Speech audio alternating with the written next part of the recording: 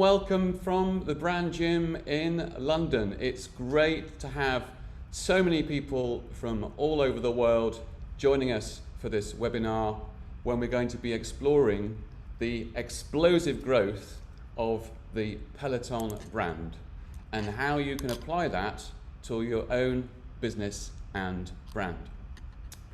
So, just as a quick introduction to set the scene, I'd like to just introduce you to the Brand Gym global team. We have 7 partners based all around the world, in the UK, in Argentina, Mexico and Amsterdam. And we work on clients covering everything from beer to the banking sector too. The webinar today is actually part of the Brand Gym Academy offer, which is a series of interactive tools and events that we're going to offer to people.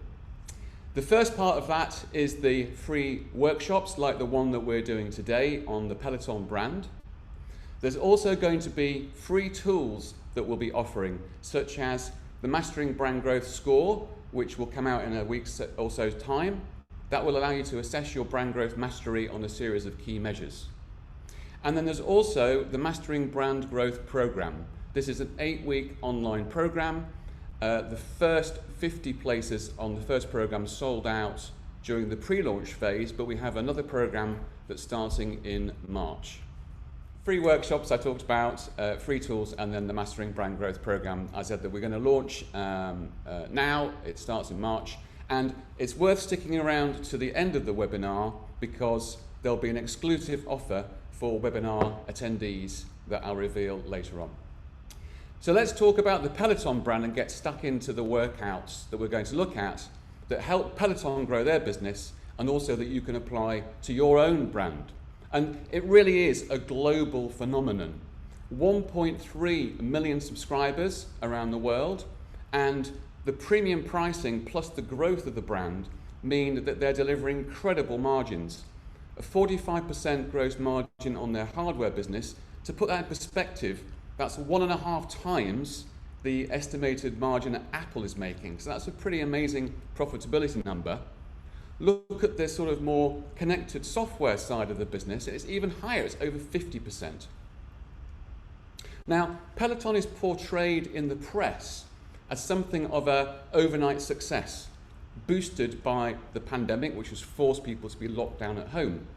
Headlines like this one: Peloton sales surge as the virus boosts home workouts.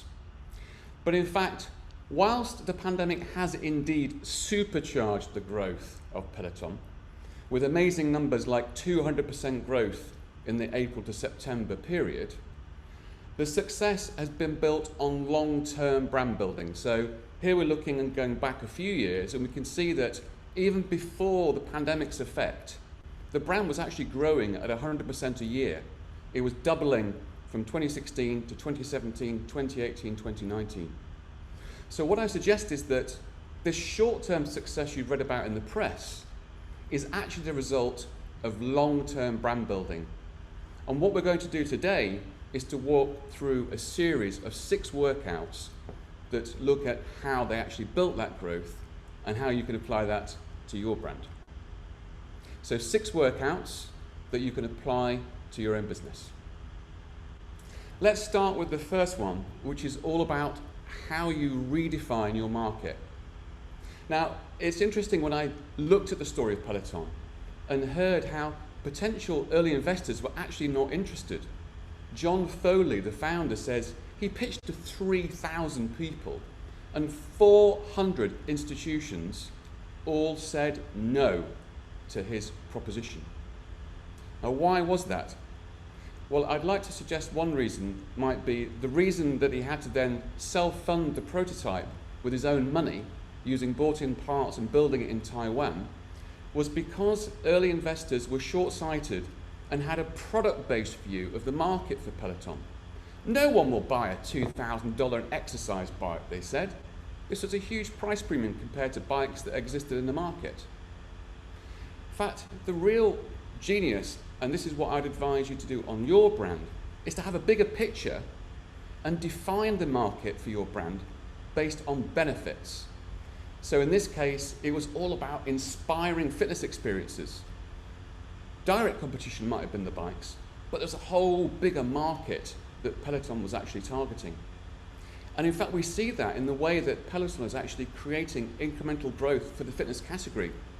4 out of 5 members who joined Peloton were not in the market for fitness equipment. They weren't looking to buy an exercise bike.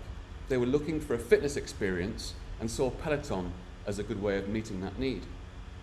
And you look at the potential for growth of Peloton, it's quite incredible. They calculate that they've only got 5% penetration of their current market, which they define as people open to subscription fitness, which could include gyms, for example, or health clubs, and people interested in the Peloton current offer and pricing. 12 million people in the USA alone, and they've only got 5% of that market. So they've got a huge lot of headroom for future growth. So the first workout you can apply to your brand is to redefine your market based on benefits, not on product terms. The second workout we're looking at is called Be the Consumer. This is all about the way that you go about getting insight. The more conventional way of doing consumer research is to look to get consumer understanding. And for example, we do this through focus groups or other forms of research. Now, this can have its role to play. We use this on brandgym projects, but it can be a bit separated and put a distance between you and the consumer. And it tends to be a little bit about thinking inside your head about the consumer. What we want to get to, I suggest, is consumer empathy. We go deeper.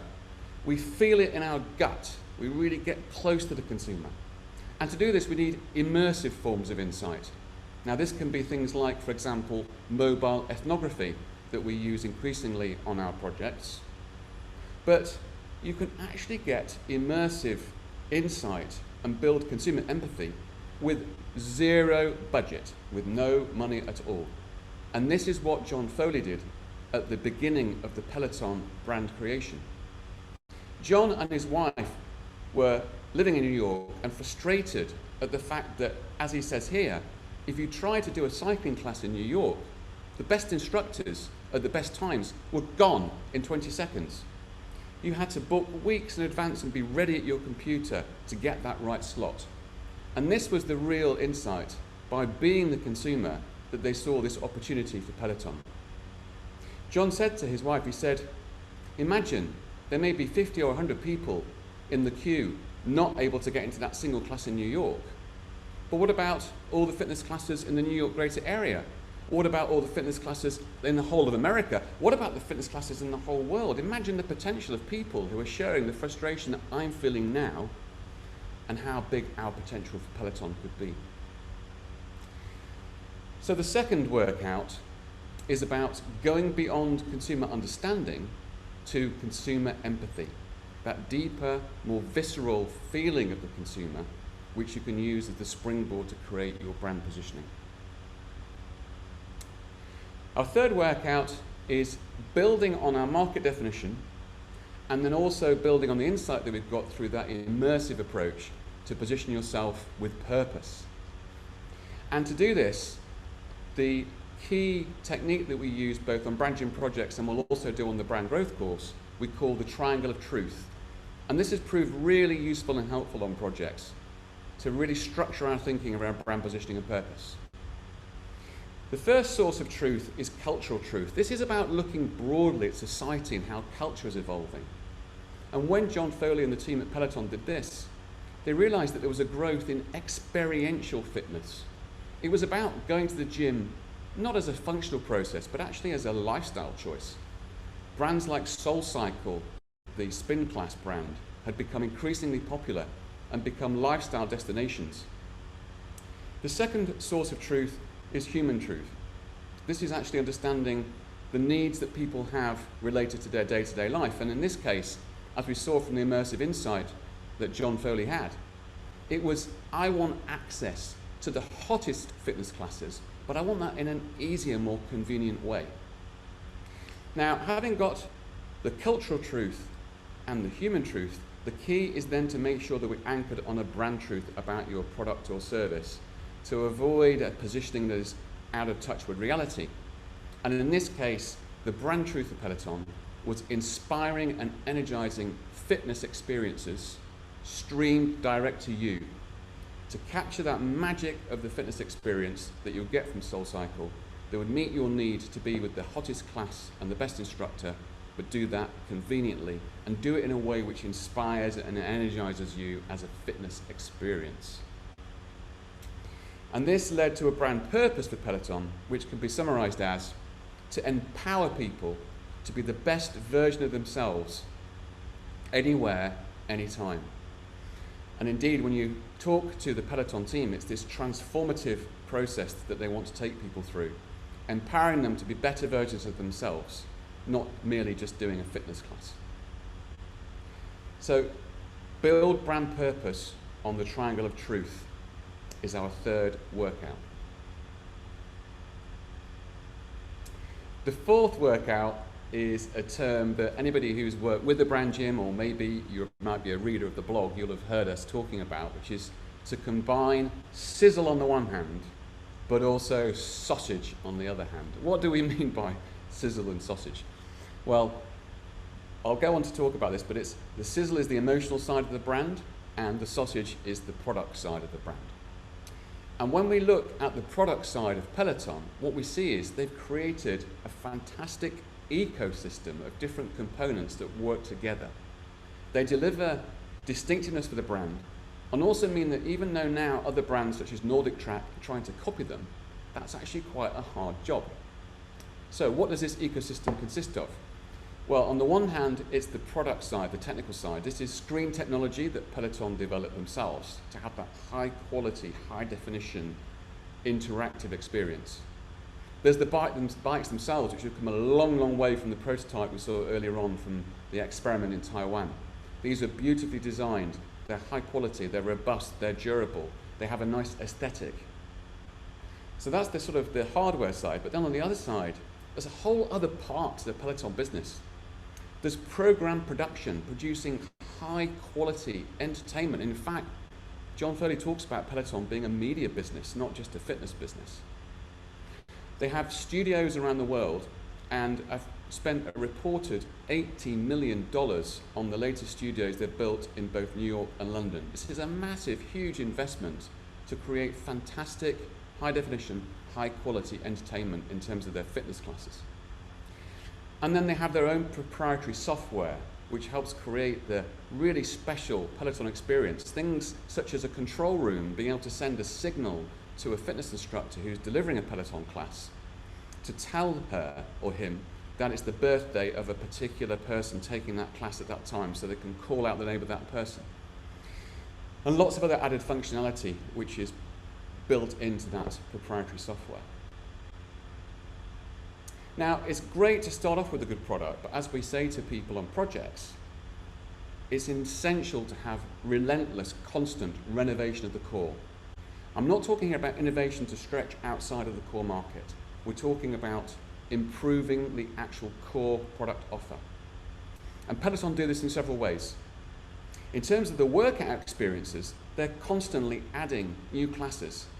Hundreds of new classes are being added each month onto the Peloton platform, including different types of workout that go beyond the original one, which was the bike workout. Peloton Bar, for example, building on the trend for ballet-based fitness. Pilates to strengthen your core. So that's on the actual fitness side, in terms of the classes on offer. But also, though, in terms of the interaction with the person using the software. So if you're now a Peloton user, things like follow who's working out now. This function you can see there on the right-hand side allows you to see other people that you follow on Peloton, such as friends or colleagues, see if they're showing the same workout as you, so you can compare your performance against each other, for example. See who's top of the leaderboard. And then also you can send a high five. So a little symbol here next to the person number 3 you can see. If someone's done, for example, a personal best, you can share your positive feedback with that person and send them a sort of virtual high five across the web. And then on the actual hardware side, there's been the recent upgrade of the bike to offer Bike Plus. Now this is a core extension. It is a new product, but it's not a completely different category. It's still in the same core category. And this has new functionality. It has a swivel screen, so you can actually swivel the screen and do workouts on a mat, for example. It has 4 high definition extra quality speakers, so it's got better sound, has a better screen. So this is offering an even more premium price proposition that raises the game in terms of quality of the Peloton core offer. Now, we've talked about the product sausage, which is obviously a key part of the Peloton brand. But there's also the sizzle. And what do I mean by the sizzle? Well, the sizzle is the emotional side of a brand. This is the emotional experience that you create. It's linked to the tone of voice. It's linked to the way you deliver your brand. And great brands, like Peloton, build on the product sausage by having some real emotional sizzle to go with it too. Now, to try and capture a little bit the sizzle of the brand, the emotion of the brand, how they deliver that through communication, but also how they deliver that through the actual Peloton experience that you get when you're on a bike watching the workout, we'll just have a look at this quick 30-second film.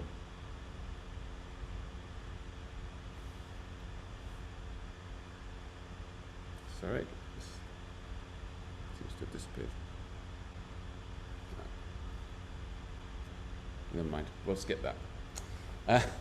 The emotional sizzle of the brand is captured in this quote here from John Foley. So he says, you get on the bike and 45 minutes later you've transformed yourself. You've mainlined endorphins into your body that make you feel amazing, and you've been so entertained you didn't even know you were doing it. So this is the emotional experience that they're delivering. Builds on the product sausage to deliver that fantastic emotion. And here we see that we have sausage on the one hand and sizzle on the other hand, working together to reinforce each other in harmony. And it's that that really delivers a powerful positioning. So combine product sausage on the one hand and emotional sizzle on the other hand. The 5th driver of growth is to drive distribution. So having got our insight, created our positioning, it's now about driving your brand growth. And distribution is critical to increase what we call physical availability, getting yourself in front of more people in more places more often. And when we look at this, we can see that they have an omni-channel approach to their distribution, which is very interesting. They have a very sophisticated web business to do internet sales. They also have showrooms. Now, these are not just places where they sell product. These are more lifestyle experience outlets, a bit like the Apple Store or Tesla. They have 80 of these around the world. Obviously, they're now currently closed because of the pandemic, but they'll be reopening hopefully soon. And these really allow people to immerse themselves into the Peloton brand world. And then also, interestingly, there's the commercial side of the business, which is about partnerships with hotels and resorts. This broadens the distribution, gets the brand in front of new people, and puts them also into an experience of the brand in a fantastic setting. For example, you might be at a Westin hotel doing your Peloton workout on your bike while you're having a nice holiday, a nice first experience of the brand. Now, the reason this omni-channel model is so powerful is the way that it actually drives reach and how each of these elements actually works together. A fascinating statistic when researching this webinar is that 37% of customers buy in a different channel than the one where they were first captured. So in other words, I might have seen the brand in a showroom and had a look at it and quite liked it, but then I go home and interact with the website and end up buying in the website channel. And it's by having those 2 channels that I'm able to maximize the chances of driving penetration and getting new customers. And that example, like I've described, where someone starts in one channel but buys in another one, actually accounts for 37% of the people coming into the Peloton brand. So the 5th driver is all about driving distribution to build physical availability. Now we'll go on now to the final workout of the 6 workouts, and this one is probably one of the most important, if not the most important. And this is all about driving distinctiveness. Now, we're going to take a little bit longer on this final workout because it's got a lot in there, a lot to take in terms of how you can grow your brand. So, Peloton has created distinctiveness in terms of the actual core experience. Before Peloton came along, the convention with this sort of product was to try to recreate the outdoor riding experience. They were trying to bring the outdoor in. So for example, this is a picture of a Nordic track bike, where you can see that they're trying to replicate the experience of mountain biking as you're sat in the gym, stood in the gym. Now obviously, you're never going to really fully replicate that experience. What Peloton did was something different. They decided to actually bring the music and motivation and community of indoor cycling into the experience. So a highly distinctive approach. Rather than pretending that you're mountain biking, they were able to capture much more authentically and much more completely the feeling of an indoor class at somewhere like SoulCycle, with the music, the atmosphere, the vibe, and the community. We've seen the features that they've created earlier on that allow people to actually interact, such as seeing the leaderboard in the same way you would in a spin class, being able to connect with people who are friends and other followers, being able to send high fives to people. So we're capturing that motivation and community of an indoor spin class. Very distinctive to what was on offer up to the point where they launched. A second really important source of distinctiveness, and anyone who is a Peloton user out there will know this, are the actual instructors themselves. These are world-class, very high-quality fitness instructors. 33 of these now around the world.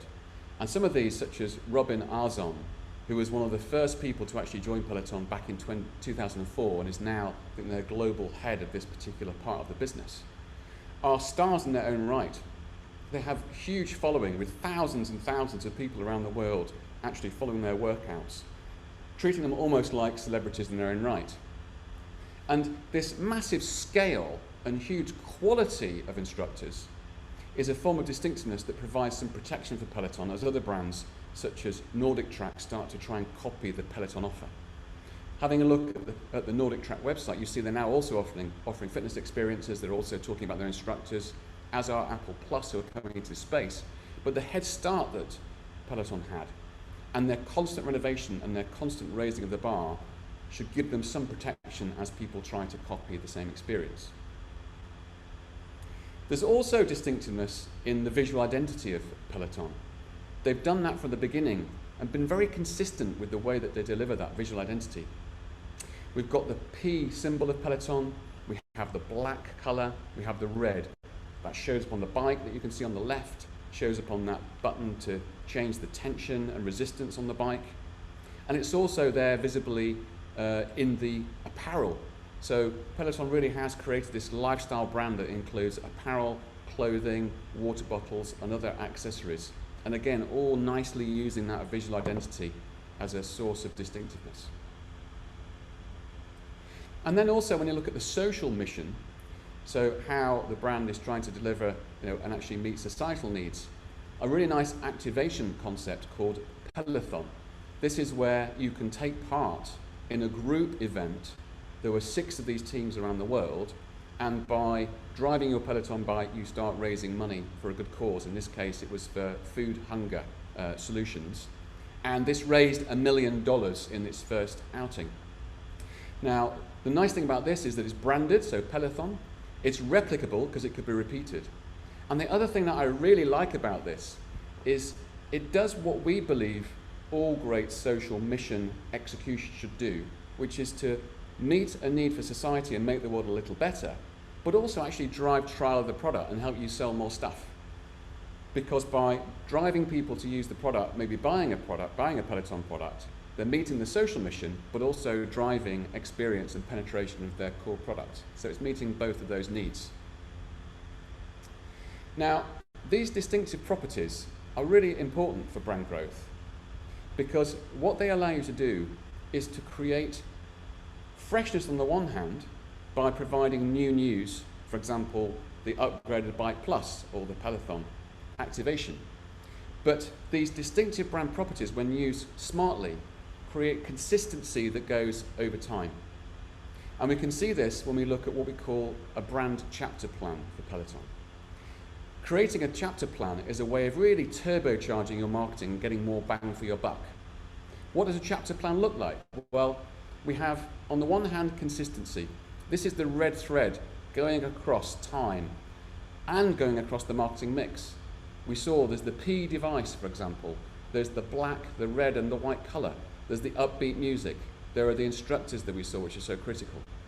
So these are the distinctive brand properties that work over time to help create what we call mental availability, helping make the brand be top of mind at the moment of choice.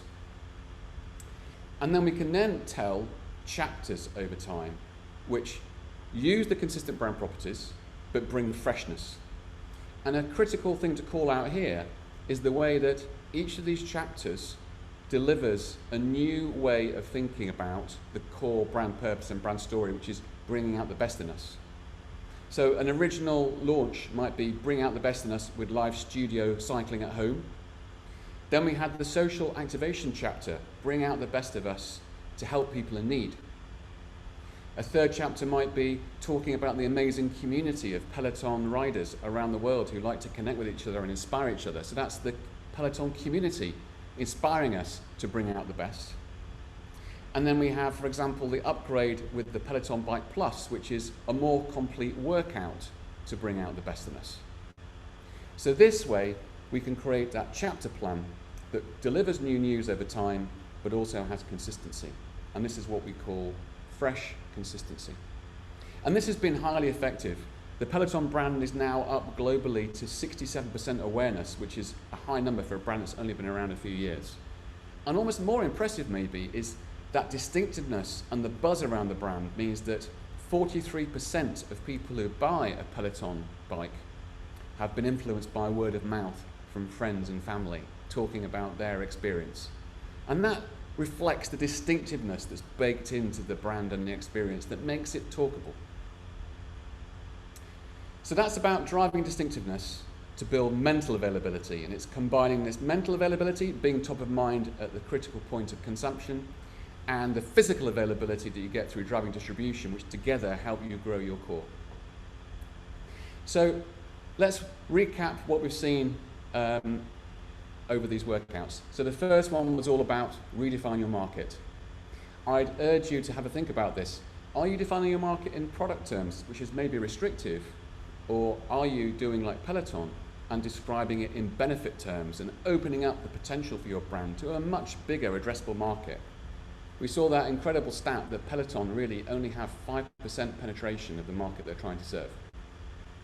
I then suggested to be the consumer. Why not, after this workout, have a think about your own research techniques? Is there a way to actually use more immersive insight? Admittedly limited at the moment through lockdown, but what about being the consumer yourself?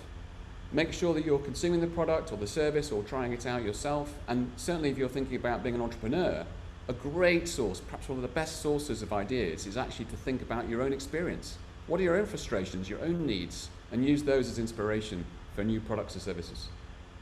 We then saw the triangle of truth, which is all about helping you combine cultural truth, product truth, and human truth as the source of inspiration for your brand purpose. And then the importance of good old sausage and sizzle.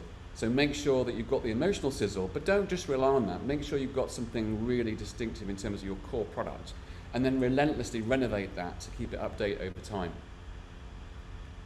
And then we have the two drivers of core growth to build physical availability through distribution, and then mental availability by driving distinctiveness and creating fresh consistency over time. So those are the 6 workouts that I wanted to share with you today in the webinar. If you're interested in actually exploring and applying these in more detail on your own brand, there is the Mastering Brand Growth program that I talked to you earlier on about. We've actually tried to do a Peloton on our own brand. So this is by creating this idea of an online marketing training program.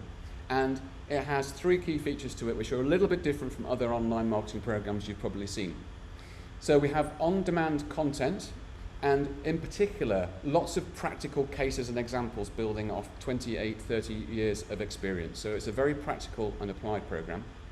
We have a toolkit that you will use from day one on the program to actually build an action plan for your own brand. We won't do an exam at the end. We have some simple quizzes, but what we will do is ensure you come out of this with an action plan for your own brand that you're ready to implement immediately. Present it to your senior management and actually start implementing it on your own brand. And then we also have a nice feature, which again is a bit different from other marketing courses available online, which is two-way interaction. The research I've done says that people would really like to have two-way interaction with me as your brand coach and your fellow participants. And we'll have Zoom workshops every couple of weeks that will allow you to have that live interaction with me and also with your fellow participants, which is a nice feature as well. So it's www.brandgym-academy.com. And as I said, for you guys who have turned up all over the world today to be in this webinar, a nice offer for you.